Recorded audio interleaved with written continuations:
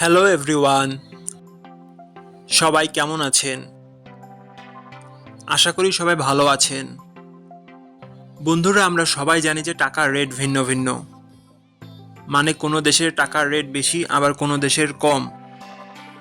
কিন্তু আপনি কি জানেন আজকের দিনে শ্রীলঙ্কার 1 রুপি সমান বাংলাদেশের কত টাকা হয়?